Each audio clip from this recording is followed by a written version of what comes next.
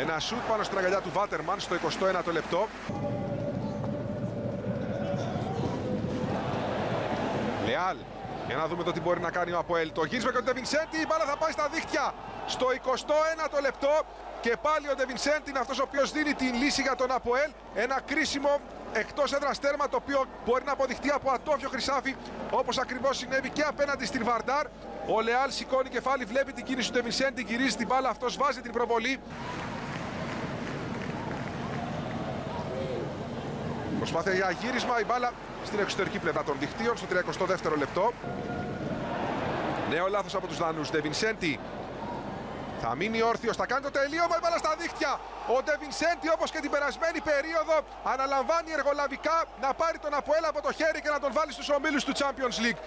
Μόνος του ξεκινάει τη φάση με αυτό το κλέψιμο, μένει όρθιος παρά το μαρκάρισμα και στέλνει την μπάλα να καρφωθεί με ένα δυνατό ζυγισμένο σουτ και πάλι στην αριστερή γωνιά του Νταλίν, ο οποίος αυτή τη φορά ήταν σε θέση να δοκιμάσει να αποσοβήσει το μοιραίο, αλλά δεν το πέτυχε.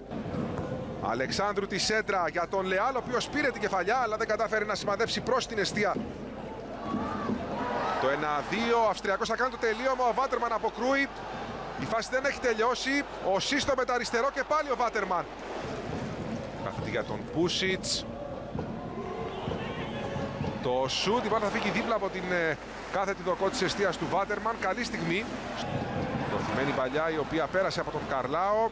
Ο Πούσιτς ψάχνει ένα στήριγμα. Ευκαιρία για τον Σύστο πάνω στην γραμμή. Ο Ζέρτζιο για ακολούθως ο Βάτερμαν. Σπάρβ.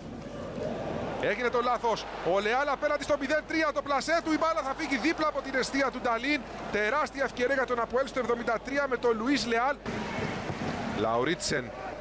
Ο Βάτερμαν και πάλι με γροθιές.